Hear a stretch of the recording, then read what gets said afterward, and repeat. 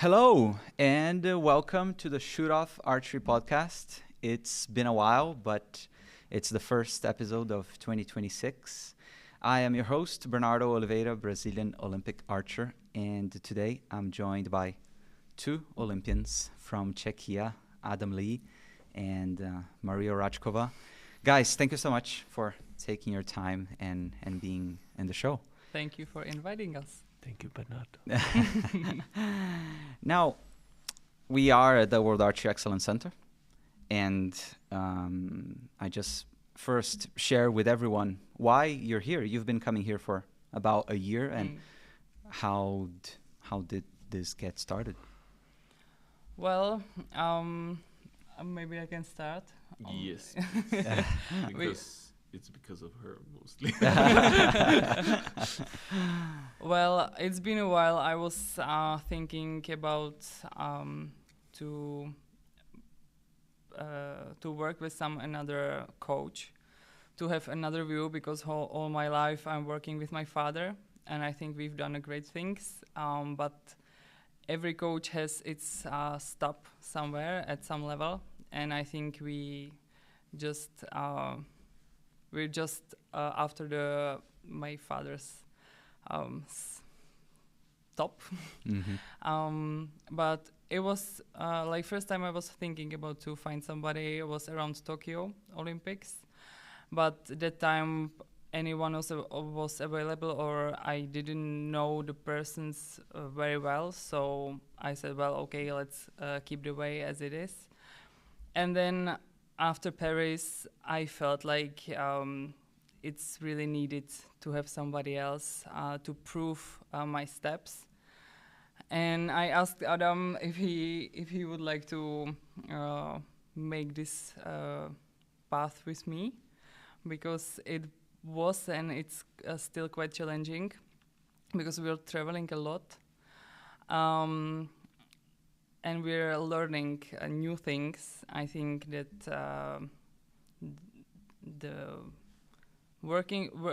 started to work with Mark showed us a different level of archery, showed us that how many tiny things and details can change the game a lot. Mark, you mean Mark Dellenbach, the Yes, exactly. head coach of the center. Mm-hmm. Yeah. Thank you. Just to give some context to the people following. So since Mark was available, I asked him, and we already had the talk in Paris at the Olympics.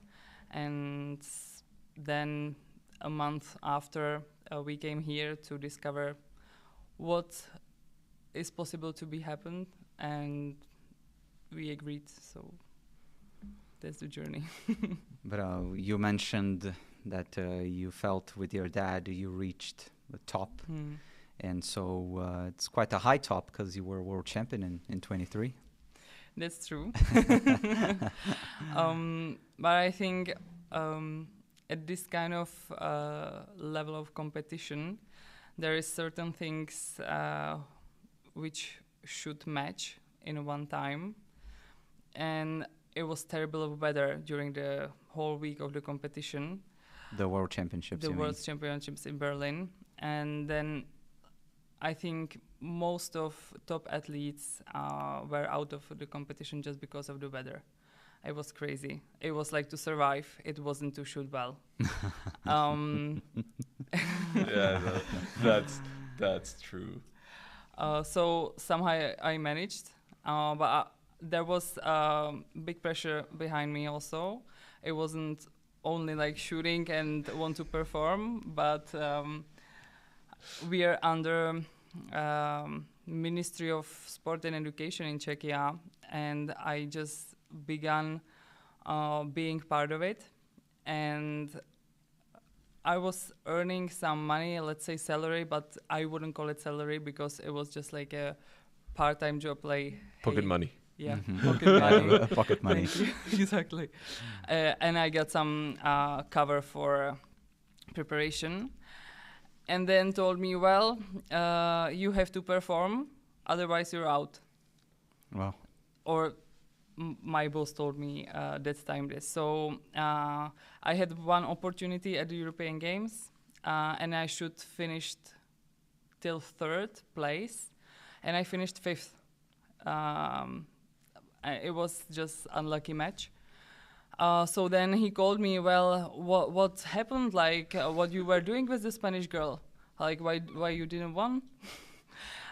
And I was like, well, you know, it happens. Like it was 6-4. It was a very tight match, and it happens. And it was against Elia, so it was a high-level match. Elia Canales, yeah. And then the call ended up like, well, then you have the World Championships in Berlin, so till 8th place. So it was someone from the Ministry of Education and Sports that called you, like about the results and telling you the World Championships was the deadline. Yeah, exactly. To be in top 8, if I want to survive and continue under them, because otherwise there's any other possibility to do professional sport. Like I could join army or police, but there are difficult ways because there's because they are army and the police. Yeah. Well, and they have their own sections and things. Yeah, but then I'm curious, how was the phone conversation after you won the World Championships then? Congrats. Congrats. That's well. I called him already that I knew I'm in the top 8. That was the goal. And well, that's great. Congrats. Keep continuing. Those guys are tough, huh?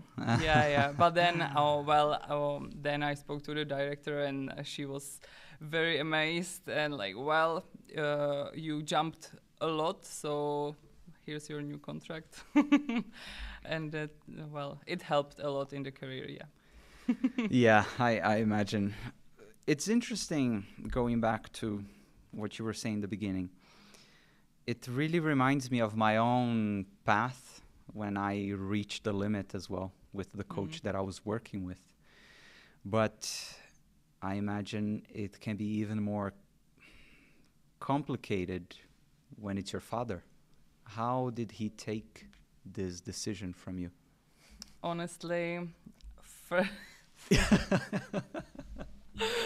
first year was very difficult, and there were some conversations which were very unpleasant, and it was a hard time. I cried many times, and also my sister, she had it very difficult because she didn't wanted us to fight against each other, but there was only I think on my father's side to understand what I need and a bit beat his ego, and then to leave the little girl, like go to the world and discover yourself. But it took a year. Well, now it's just fine. On the other hand, he got a new group of archers, so he has another energy to do something, and something would make sense. But he's still keeping eye on me, and oh, he is still your dad. Yeah, I know. But there was also the thing, I wanted a bit to divide the line of daughter and father and coach and athlete.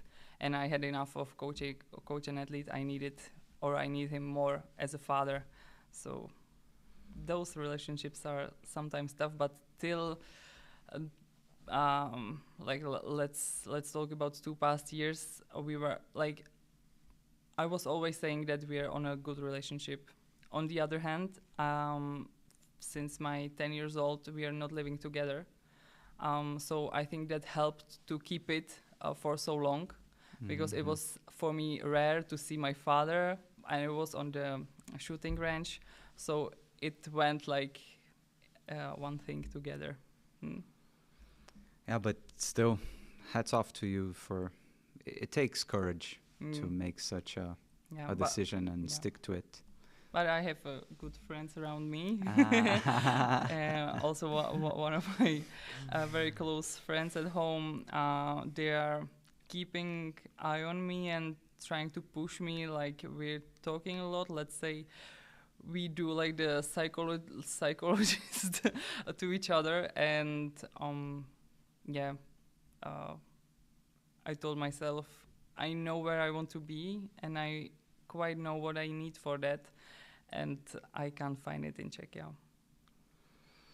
Well, well, I've said that it reminds me of my own path. Me too. I got out of Brazil, but okay. Huge respect once again for all of that. But you said you have friends, and you said that looking at Adam. When did the two of you first meet? Because Oh my, that's a long time ago. That's your word now. Really, like that. We met when we were kids. Like literally when I used to shoot when I was 8 for a couple of years. I don't know, until I was 12, 13, something like that. I'm not really sure. It was just in like the youth times, and that's the time when we met each other. I mean, I knew Marie's mother because she was from the club I was shooting for. I didn't know her very well, but it was because Czechia is so small and everybody knows basically each other and people talk, so we had a little chit chat now and then. And Marie's club was very often making the national competitions for the youth. So that's when we basically met, but we didn't talk that much at the time, I was a shy little chubby kid. You were chubby. Oh yeah. Very much. Well, but then you got close again when you made it to the national team. Then, when you were older. Oh yeah. I started to do archery back in the COVID, I think 2000. No, it was before that, but 2018, I think. Yeah, 2018. So you started as a kid. You stopped. Yeah. And then you were back. Yeah, when I started to at the university, then I really got some, I don't want to say free time, but I wanted to keep my mind occupied differently than just learning school stuff, And I found out that there's archery, and I had my bow back home, so I was like, well, maybe, but whatever, let's try it. So. But you had your bow from when you were a kid. Yeah. I still have it. It's a Chinese copy of a Hoyt GMX, the first edition. I still have it. It's perfect. I love it. Yeah. All right, but then you improved. You picked up archery again. Got to the national team. Yeah. When was your first international competition? I think this is my 5th or 4th year as a. You mean this year? Yeah, I think 4th year as a national team, as a part of a national team. I think I'm not really sure. I think so. Yeah. After what was the first competition after COVID? I'm not really sure. There were at Tokyo, but you were. No, I wasn't competing. So 2022. 22, yeah. So and that's 4 years, yeah. That makes it so impressive, like, because you shot archery when you were little, then you stopped, and then in university you pick it up again, and then you make it to Olympic level to be in Paris 24. That's remarkable. Nah, it's not really easy, but it's just I spent so much time and so much effort in it. Like there was a time, just before the COVID, I was basically every day on the archery field. When COVID hit, I was stuck in a. That's a funny story. I was stuck at the university campus, and I had a choice: either I'm going back home or I'm gonna stay. And at the time, nobody knew how long it will take, so I was like, whatever, I will stay. and I was the only person that stayed in the campus. It was a building with 6 floors. I think 50 rooms at each floor. It was really like this long noodle of a building. So I could shoot like 60 meters there. So during the COVID, I had my own tunnel. There was a 70 meters, but the limit was the ceiling, you know. But 60 meter was what I did all the time. So, You know, I know that for a lot of people, the COVID time was very tough. yeah, But for me, it was amazing. Because exactly. I was shooting at my dad's he lives in a kind of a farm. Yeah. Man, I was there with the birds, the dogs, shooting all day. There Yeah. were no competitions, so I was just working on technique, enjoying archery. It was a very chill time. It was amazing. But then you made stellar progress after COVID hit in 22. You were full stride, and then you looked at Paris and thought, I can make it. No, to be honest, it was like I talked with the coach that we have. He's basically a headmaster of the club as well, or like the whole thing where I'm part of.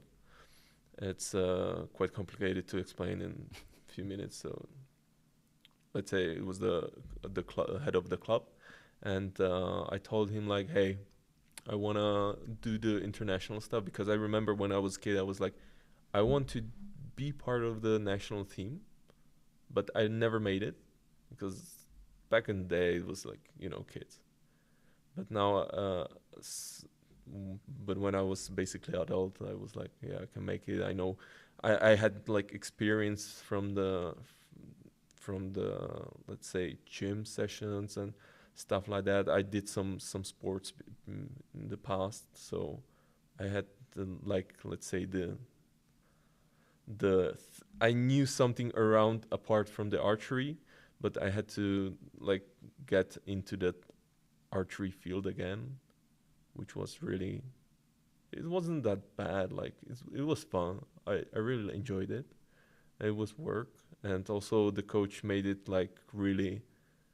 He tried his best to help me to accomplish this goal, and I actually moved to his house at one point. You moved to the coach's house. Yeah, because there's like I could have applied for some money from the government, but the thing was I had to have the same club and the same house registered in the same city. Otherwise, I couldn't apply for the money. So at the time I was living in a different city, or I had my residency in a different city. So I just moved, and I told him the problem. He's like, yeah, come to live to my house. It's not a problem. I have some rooms if you want. Yeah. So it was really fun. By the way, I still live there. But just on the paper, you know.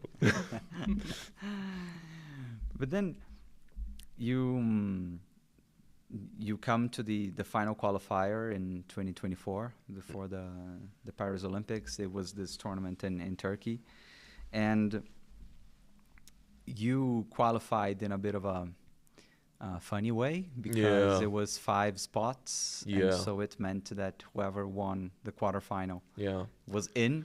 But then there was one place for who lost, and how was this for you? To be honest, I didn't know. Like I was sad that I didn't win, because I was like, in my mind I was set to be on the spot on the first three places, which didn't quite work out. But in the end, I found out from Tom Dillon, hey, you made it, most likely, yeah. I'm like, what are you talking about? I'm like, what? You can even imagine how we were calculating on the tribune.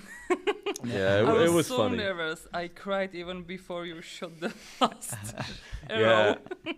I mean, I wanted to be in top 3 at the qualifier, because I was like, I know I can do it, because at the time I was ready for it.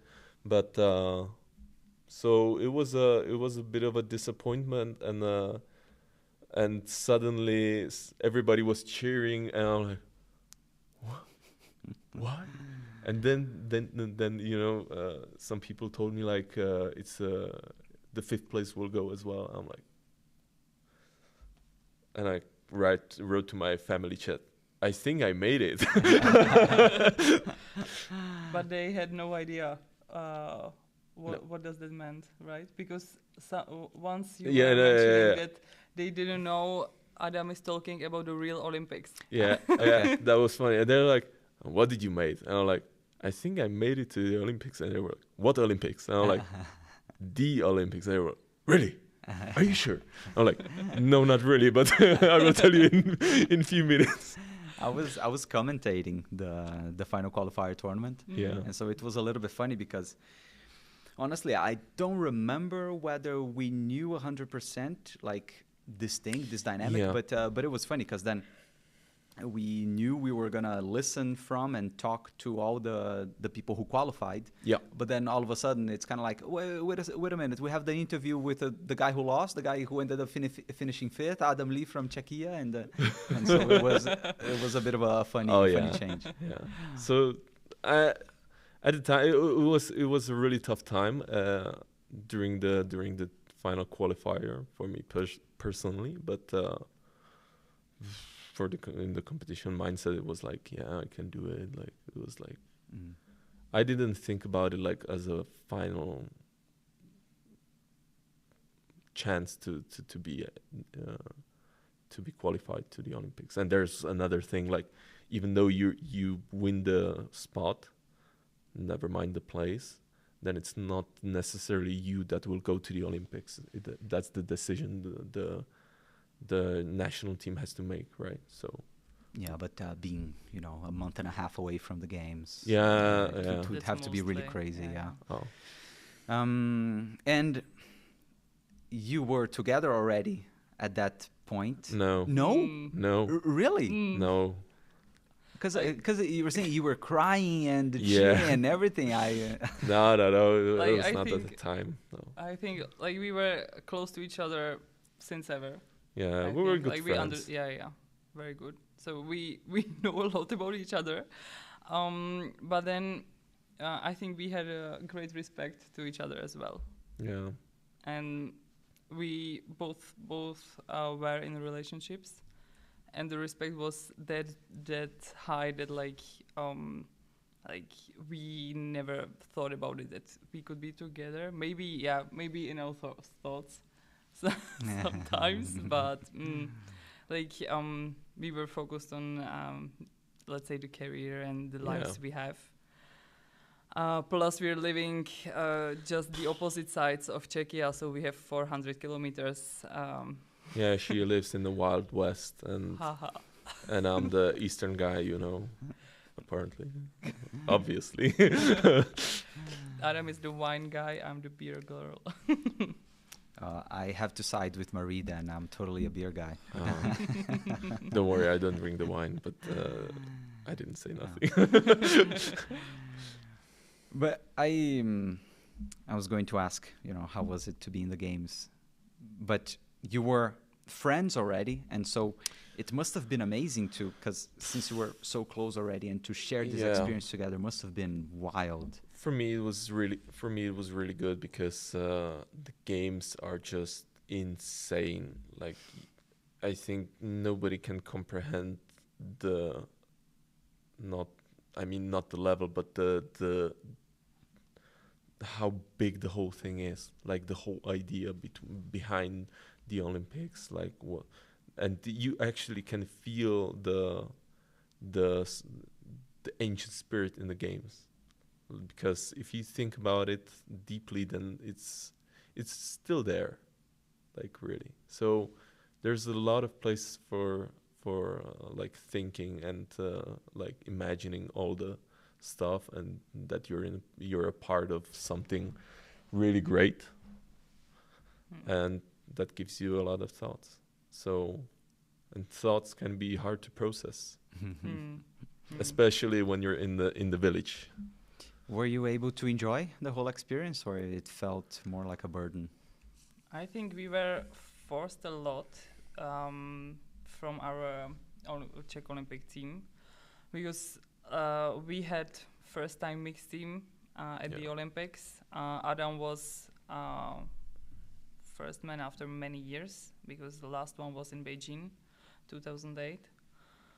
And we were the very first sport who were beginning, who were opening the games. So it was a big focus on us. I think it didn't help us I to think perform. I really don't know how many interviews we gave.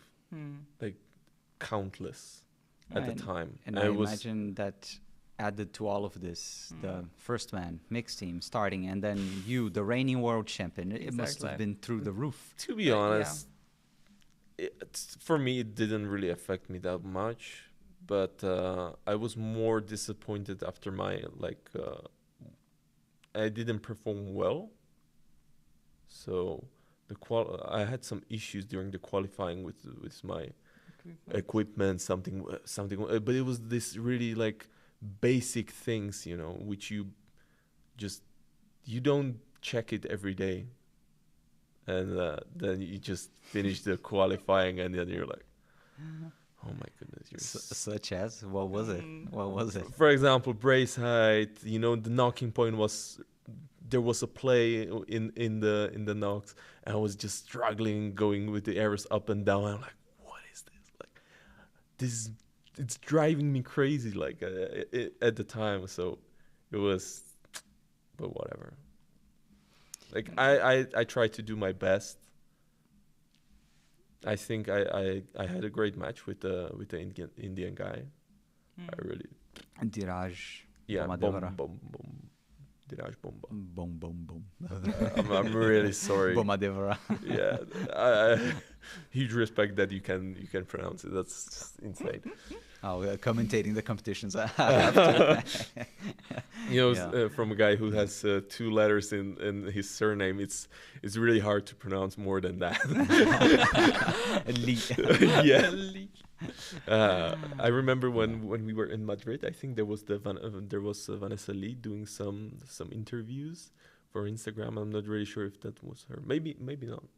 Doesn't matter. Madrid, no, it wasn't Vanessa. But anyway, it was the blonde girl. I'm not sure what was her name. Lucy O'Sullivan. Oh yeah, Lucia. Yeah. And she passed us, and she was like, "Hey, we're doing this Instagram thing, and can you say your name in your language, and how does it sound?" And I'm like, "Yeah, sure." She's like, the microphone to me, "Adam Li," and she's like, "That's it?" I'm like, "Yeah." How do you say your surname?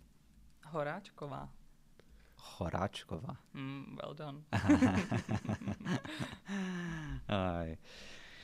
And now, moving on from the Paris Olympics a little bit, but something that you touched on, that Adam, you knew Marie's mom, and I remember in 2020 when you, Marie, qualified for the Olympics in Tokyo. It was a story that World Archery published at the time, that the previous archer from Czechia had been your mom. Yes, that's true. So you come from this archery family, and it seems like you're fulfilling, all the dreams and really representing well. Well, yeah, I'm coming from archery family. We're with my sister. We're saying that we were born at the shooting range, because we spent whole our childhood there.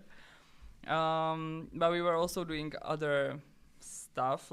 We were mostly dancing, not other sports. But archery, when we were kids, it wasn't the first thing we should do or have to do. But it's if some family runs some company with the archery, it's the same with us. So you take it after your parents. But it was a great story. And I didn't know that like I didn't realize how big the story can be. And it had like an effect on the next steps it had, because it was big also in Czechia for me. I made many interviews, and let's say like 90% of them were about my mom. I was touching. So then, well, on the other hand, it helped me, or taught me to talk about it, maybe, because I somehow had to. That time I didn't realize I can refuse the interviews. But yeah, I was always saying that my parents were my idols, like those. Some athletes are having like another athletes, or some another people who they want to follow, and for me, it was mostly my parents. So, but I'm building my own journey. You are indeed. How old were you when she passed away? I was 19. Not that long before Tokyo, then. Well, she passed away in 2018, so it was 3 years before, yeah. But she was fighting for many years with the cancer. She got it 1 year after her Olympics, so in 2009. It looked well, but then it got her again. But there was also nice, but a good experience, because when I was 14, she was talking with me a lot because it looked like she's treated, and she wanted to go back to archery, like her shooting, because she was all the time she was coaching also in our club. She was the main coach. But she wanted to get back into her own shooting. It was so difficult that she couldn't pull the bow. Then she had lower poundage. And then she participated at nationals, and she said, well, I have so many international competitions behind me. I have been at the Olympics, and I'm so nervous right now. I don't know if it's worth it.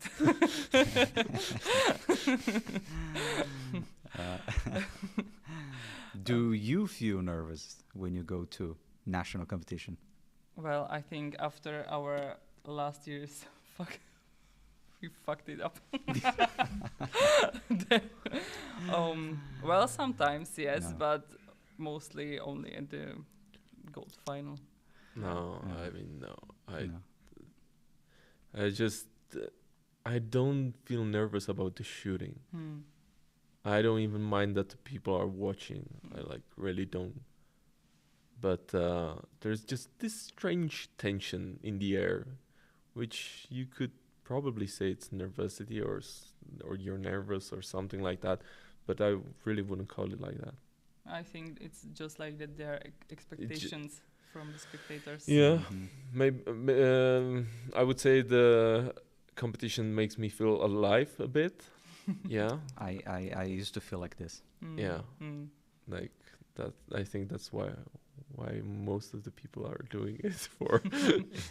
Yeah. Did that's you right. like to shoot national championships? Yeah.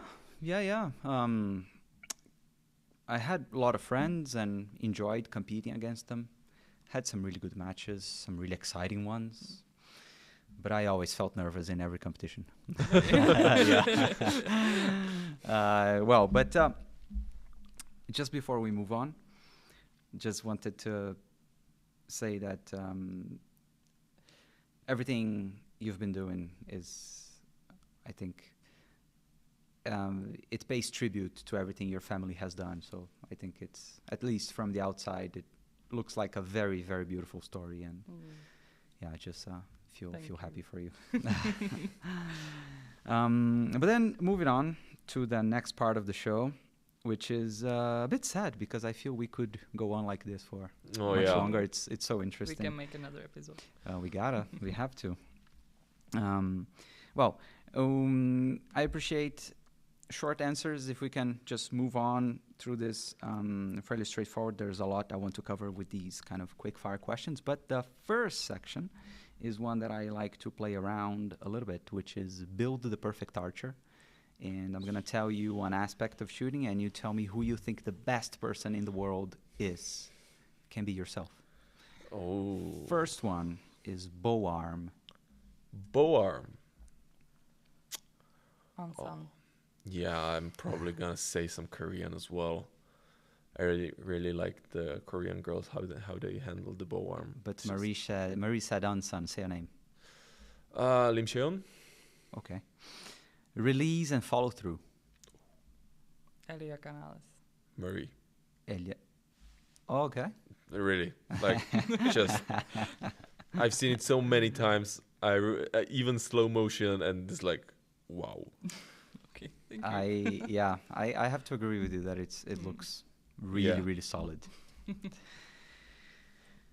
Mental toughness.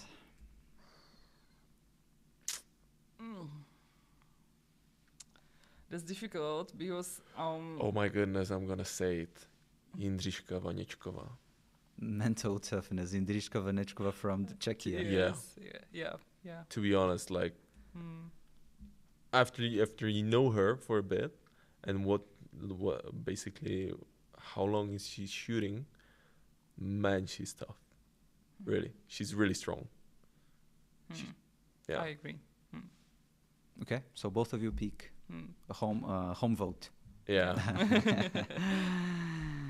Last, dealing with the wind, shooting in the wind. Michel Kropen and me. After Berlin, yeah, of course. Oh my God, Kim Woo-jin, I saw him shooting in Berlin, and I was like, how the hell it's possible he shot 60 in that wind? Man, World Championships in 21, Yankton in the US. I shot like 615. It was awful. The wind was crazy. He shot 680, and I'm like, how the hell does this guy shoot 680 in this wind? This is out of this world. Yeah, exactly. I really remember the time when I was in Berlin. I was just watching around, and they announced that he shot 60. I'm like, in this condition, you mad or what? It was only, it was without access probably. Yeah. Now, equipment rundown, just the setup that you're shooting now. Riser and limbs. Win. I'm But shooting model? right. I'm shooting right now Exceed 2 and Matrix limbs. Yeah. I'm currently shooting with ATF DX and NX XP limbs from Win and Win. Yeah, that's my to go. Size and poundage of the limbs. For me, it's 70. Those are long, and the poundage written on the limbs it's 38, and draw poundage is 42. I have 70 and 44 pounds on the limbs. And on the fingers, you draw how much? I really don't know. It's around 50. I really don't know. I know it's around that number, but really don't care, to be honest. Arrow and spine. My arrows, I shoot X10, 500 spine. The length, something around 30. It's around 30. inches. Yeah, with the knock and everything, it's around 30. I just cut the arrows, so I should know it probably.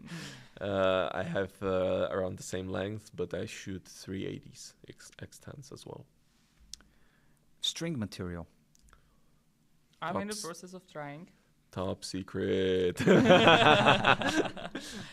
is the goal of this podcast, is to share the secrets. Yeah, Oh yeah, it's a BCY.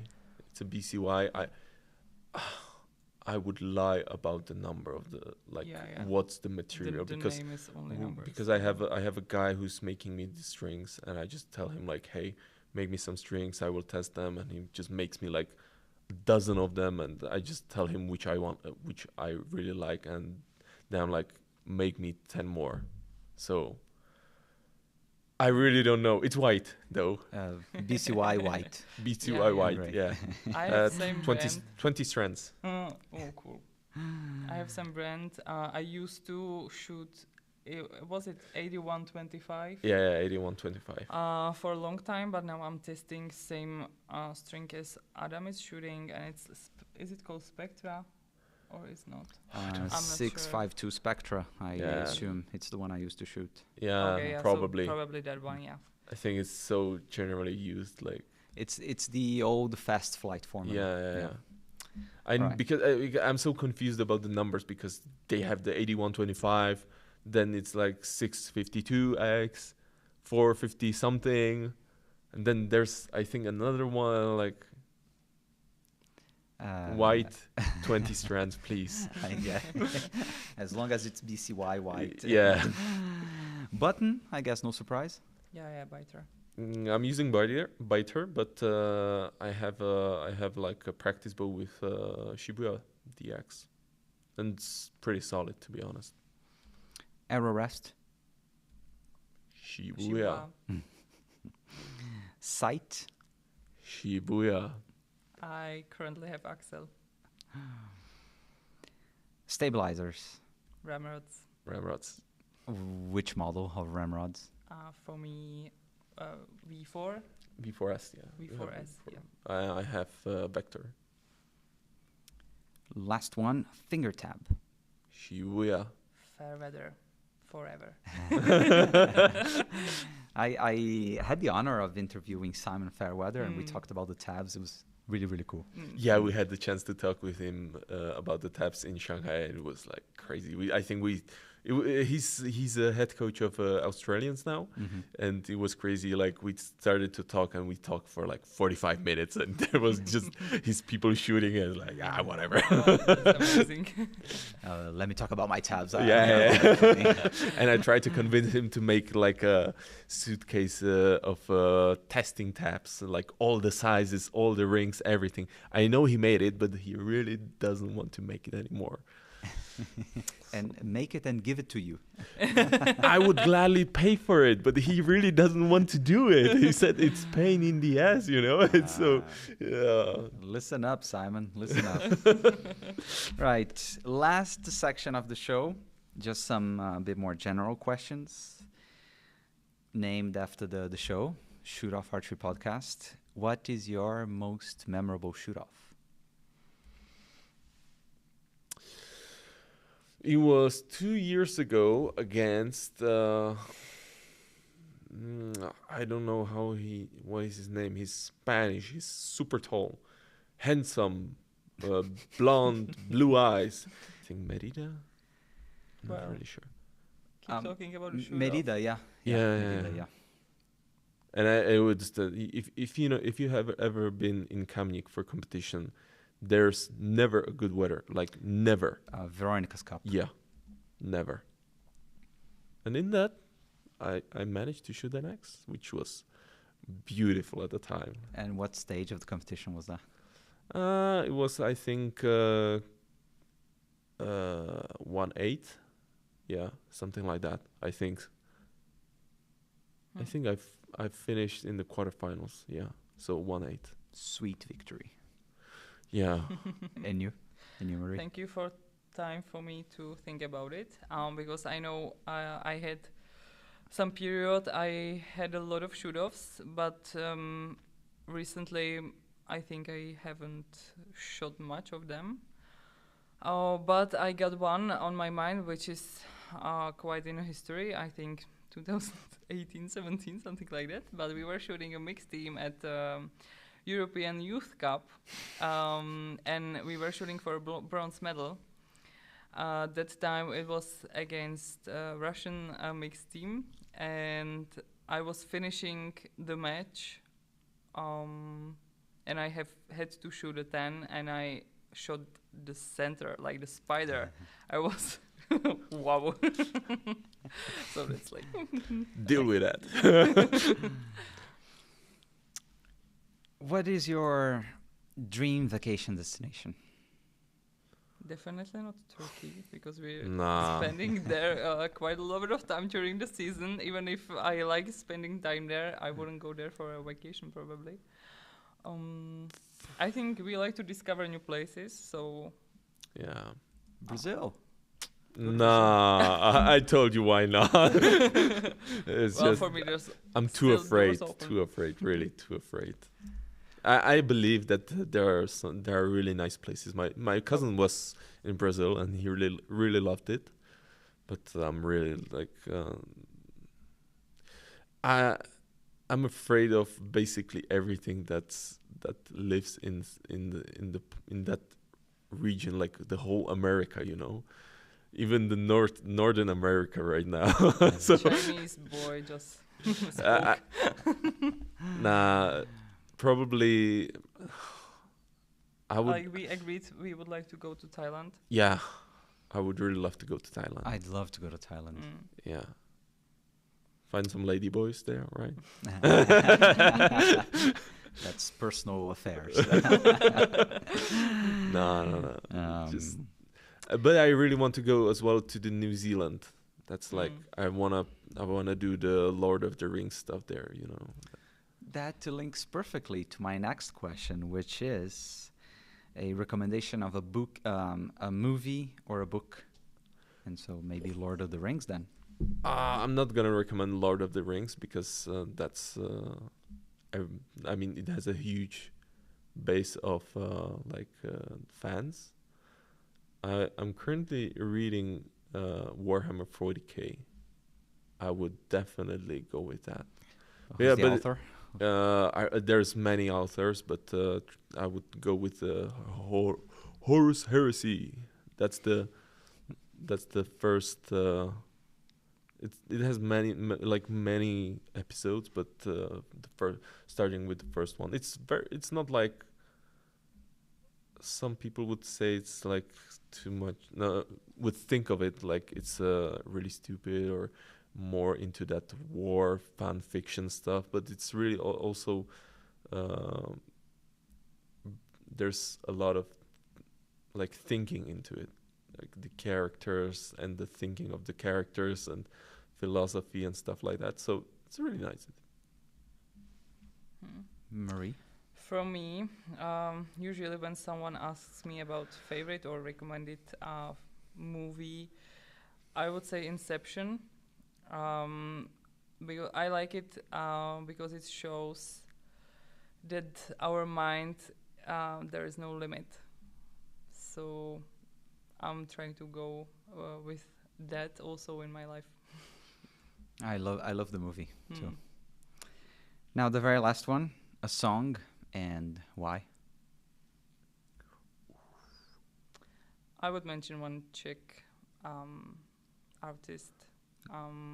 It's a girl, and she's singing mostly about like life or girls' issues, let's say. She's called Eva Farna. Eva Farna. There you go, recommendation. Now you, Adam? Oh, I'm gonna go. She got when Dua Lipa was in Czechia and had a show, she invited her on the podium. Or first, Dua Lipa were singing Eva Farna's song in Czech language. You're kidding. Yeah. And then the next day, when she had another show, she invited Eva to sing it with her. It was huge. Wow, indeed. Mr. Li? So, if anybody is gonna listen to that song, they will change the way they will look at me because the artist is called Unicorn on Keta, and the song is called Catalog. Try it. Don't judge me. I love it. No judgments here. This is a safe space. Yeah. Like if you're gonna finish the song, then I would be surprised. Like it's not for everybody, really. All right. I don't know whether I'm gonna listen to that, but if I do listen, I'll let you know. Yeah. If to be honest, if you're gonna find yourself in a position where you're driving for a longer time and you need some boost to keep yourself up, not sleep driving, then just give it a go. There were a couple of times when I wanted that, so Yeah. I'll keep that in mind. Well, guys, thank you so much. Thank you. It's been a pleasure. Really enjoyed this, Pleasure. and we need more time. So Yeah. you're gonna have to come back, and we're gonna have to do this again. But thank you so much. With Oh, a we will. pleasure. Yeah. Pleasure. Well, everyone, thank you so much. The show is back, and in a somewhat new format. I have some ideas, and I'll be sharing with you some cool stuff that I want to be doing. But thank you so much, everyone, for joining, for tuning in. I hope you enjoyed the talk today with the two super archers, two Olympians from Czechia. But no, for the moment, that's it. Please leave a like, subscribe. We're also on Instagram, Twitter, former X, and here on YouTube, and also on all major podcast platforms. This is the Shoot Off Archery Podcast. I'm Bernardo Oliveira. Thank you so much. I will see you next time. Bye. Bye.